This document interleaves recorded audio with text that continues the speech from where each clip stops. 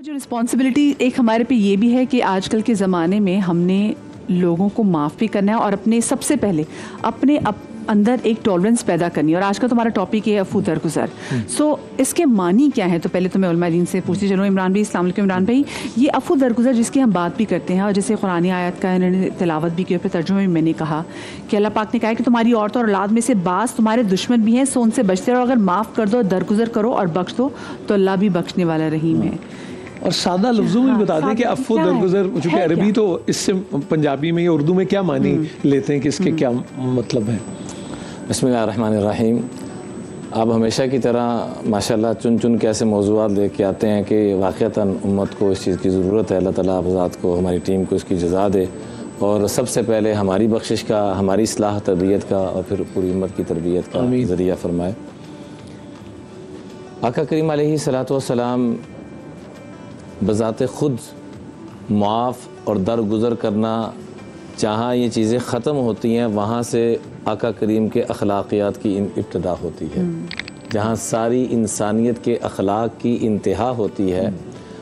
चुनाचे रिवायात में मिलता है कि आका करीम अलैहिस्सलातु वस्सलाम अभी तशरीफ़ लाए नहीं और आने से पहले उनके जो फ़ज़ाइल बयान किए जा रहे हैं पिछली किताबों में, कि जब वो किसी सख्त नरकल पर भी पाँव रखेंगे तो नीचे से लम यस्मा मिन तहत कदमई, आवाज़ तक ना आ सकेगी।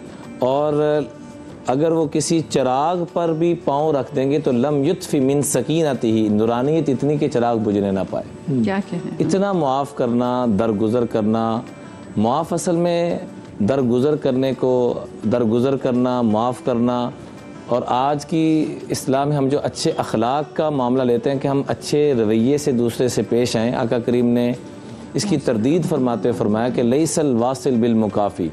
आप नूर भाई मेरे से बड़े अच्छे तरीके से पेश आ रही, मेरी बहन मदीहा बड़े अच्छे तरीके से पेश आ रही, मैं भी आगे से बड़े अच्छे तरीके से पेश आ रहा हूँ। तो ये अखलाक नहीं है। अखलाक क्या है? 4 चीज़ों को बयान फरमाया। सिल मन क़ताक, आति मन हरुमक, अहसिन मन असाअ इलैक, वाफ़ु अम्मन ज़लमक। जो तुम्हारे साथ बुरे रवैयों से पेश आए तुम उसके साथ अच्छे रवैयों से पेश आओ।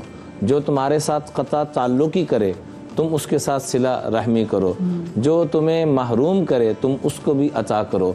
तो ये 4 उसूल बता। मुझे माफ़ कर दें, अगर ऐसे ही कोई सुन रहा हो, एक आम आदमी मेरे जैसा, तो गई है कि गल हुई भला है तुसी कह रहे हो मेरे ना ठीक नहीं थी, मैं उतना ठीक हो जाऊँ। तो ये कहने का मकसद ये कि वो उनको लगता है कि ये तो कोई अदलो इंसाफ नहीं है, तो लॉब साइडेडनेस हो गई सी शॉ की।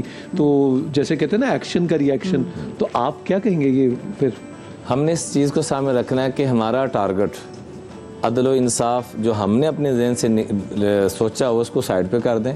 आइए इमामुल अंबिया, मेरे वालिदैन मेरे लिए गलत सोच सकते हैं, हालांकि मुमकिन नहीं है लेकिन सोच सकते हैं, इंसान है, आम इंसान है।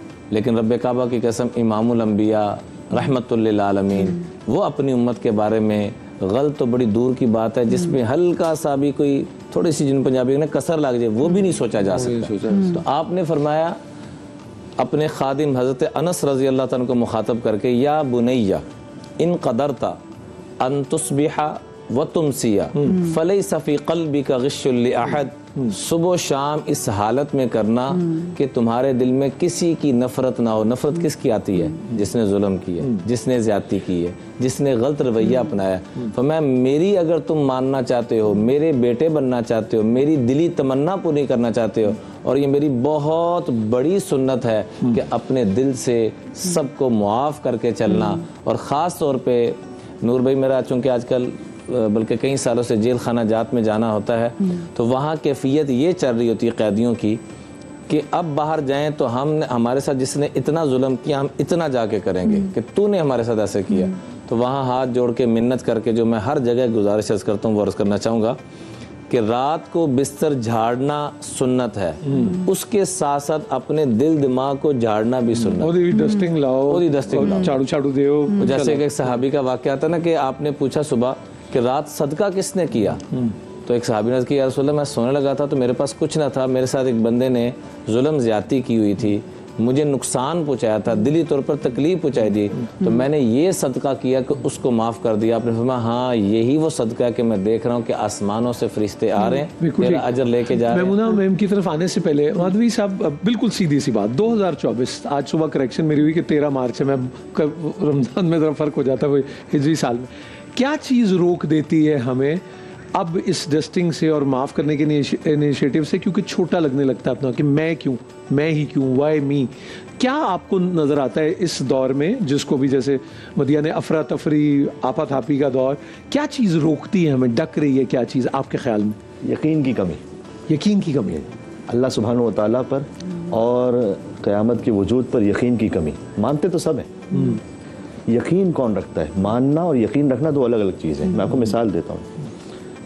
ایک کرتب دکھانے والا تھا, ایک بلڈنگ سے دوسری بلڈنگ تک روپ تھی اور وہ جا رہا تھا وہاں پر, اور اس نے اپنے بچے کو کندھے پہ بٹھایا ہوا تھا. ٹھیک.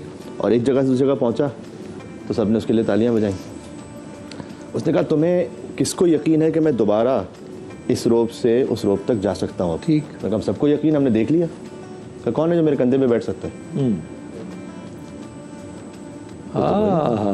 تو دیکھ لینا وہ الگ بات ہوتی ہے, اس پر یقین کر کے عمل کر لینا. اچھا, پھر وہ عین الیقین, حق الیقین اور یقین کان, اور اچھا ہو اچھا اچھا اچھا. تو ہم اللہ سبحانہ و تعالیٰ پر عقیدہ تو ہے سب کا, یقین کس کا ہے کہ اللہ اگر میں نے قربتاً اللہ یہ کام کیا ہے اور فلاں کو معاف کیا ہے تو اللہ مجھے تنہا چھوڑے گا نہیں, کہیں نہ کہیں میری زندگی میں یا میری نسلوں میں اس سے بڑھ کے دے دے گا.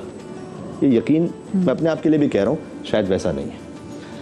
اچھا, جو معاف کرنے کی سنت کو اپنا لینا وہ تو اللہ سبحانہ و تعالیٰ کی صفت کا مظہر بن جاتا ہے. اللہ سب سے بڑا معاف کرنے والا تو وہ ہے اور پسند کرتا ہے معاف کرنے والا, تو وہ تو اللہ کا چلتا پھرتا نمائندہ بن جاتا ہے زمین. واہ واہ واہ, سبحان اللہ سبحان اللہ. کیونکہ خود حدیث شریف کا مفہوم ہے طبق نقل کہ تخلقوا باخلاق اللہ, دیکھو اللہ کے اخلاق اپناتے ہوئے زمین پر رہو. کیا کہنے, کیونکہ وہ ستار العیوب ہے نا. بے شک. تو تم بھی ایک چھپانے والے بن جاؤ. اچھا, ہم نے تو اپنی زندگی میں رسول پاک صلی اللہ علیہ وسلم کو, میں کیا میرے والدین, ان کے والدین پہ ان پہ قربان, ان کے نالین مبارک پہ قربان, لیکن ہم نے بچپن سے سنا ہے کہ وہ ایک عورت تھی, کافر عورت جو ان پہ کچرا پھینکتی تھی, اور اس کے بعد لیکن پھر میں نے وہ آیت بھی پڑھی ہے کہ انما یرید اللہ لیذھب عنکم الرجس اہل البیت ویطہرکم تطہیرا.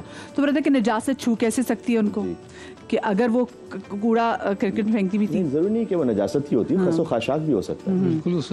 وہ تو اپنی دشمنی نکالنے کے لیے مٹی بھی ہو سکتی ہے, تو وہ تو پاک ہوتی ہے. اوجڑی تک کا اٹیمپٹ جو ہوا مرڈر کا بھی حرم کعبہ میں, وہ بھی جی. تو وہ حضور مکرم جب گئے اس کے پاس تو خود اس کی آگے جو تفصیل ہے وہ یہ ہے کہ اس نے یہ آپ سے جانے کے لیے بریک لیں گے, مجھے بریک لینی ہے, یہیں سے ہم کنٹینیو کریں گے, لیکن چھوٹی سی بریک میں بعد میں کاٹنا چاہتی ہوں. اسپیڈ بریکر والی تھی, اس کی معذرت. بریک کے بعد حاضر ہوتے, کہیں مت جائیے گا.